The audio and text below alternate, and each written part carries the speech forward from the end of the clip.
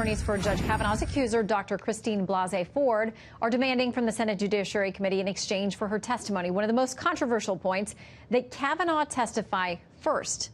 So where do things stand tonight? Kerri Kupec is White House spokesman for the Kavanaugh confirmation process, joins us live. Thanks for making time tonight. Good to be here. Good to see you. All right, I want to read something from the Wall Street Journal yesterday. We heard the president tonight already several times talk about his support for Judge Kavanaugh, but this is what they said in Wall Street Journal. It wasn't clear how committed Mr. Trump is to the nomination. A person close to Mr. Trump said the president views Judge Kavanaugh as the pick of outgoing White House counsel Don McGahn and, quote, won't lose any sleep if he has to choose someone else. One reason Trump hasn't gone to the mat for Kavanaugh is that he's said to be suspicious of Kavanaugh's establishment pedigree. That certainly stands in contrast with everything he said publicly. What's the true story? The White House is 100% behind Judge Kavanaugh, and for good reason. This man has an incredible record, 12 years in the second most powerful court in the country, Yale Law, Yale undergrad, a known advocate and mentor for his clerks. He's a professor. As you've seen the stories, he's a great dad.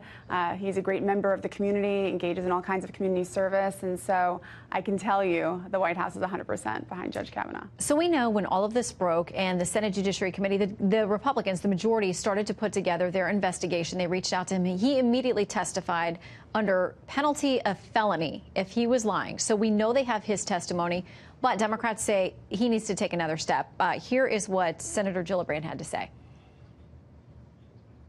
Judge Kavanaugh has not asked to have the FBI review these claims. Is that the reaction of an innocent person? It is not. What does that say about the FBI, what its role is, and the fact that Judge Kavanaugh hasn't said anything publicly that I know about whether or not an FBI investigation should take place? Yeah, well, let's talk about what the FBI has actually done. They've conducted 6 background investigations on Judge Kavanaugh since 1993. This allegation has never emerged once. He has been vetted thoroughly by the many senators whom he met with privately. He got 65 meetings. I was at most of those meetings, so I can tell you they did indeed happen. 30 hours of public testimony, and the list goes on and on.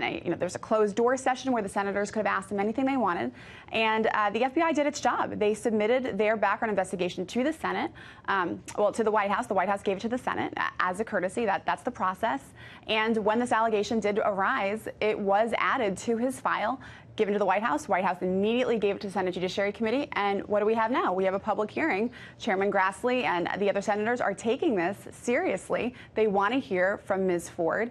The country wants to hear from Ms. Ford. And Judge Kavanaugh is chomping at the bit to clear his name. He very much sounds like he wants to be there. Now, the top Democrat in the Senate, Chuck Schumer, tweeted this. He says Senate Republicans and the White House should drop their inexplicable opposition to an FBI investigation, allow all the facts to come out, and then proceed with a fair process in the Senate. Is the White House opposing the FBI? You know, people are pointing back in history and looking at the 1991 situation with Clarence Thomas and Anita Hill, and they say then the White House supported the FBI digging more and putting together a more thorough investigation. Well, there are a couple of big differences between the Anita Hill situation and what's going on here. And one of the biggest ones that I feel like has gotten lost in the conversation about this is that when Anita Hill made her allegation, it was privately. So it was submitted to then Chairman Biden, who very quickly gave it to the White House, unlike Senator Feinstein in this particular situation, who sat on it for 6 weeks, knowing full well that she could have brought it up at any time or given it to her colleagues.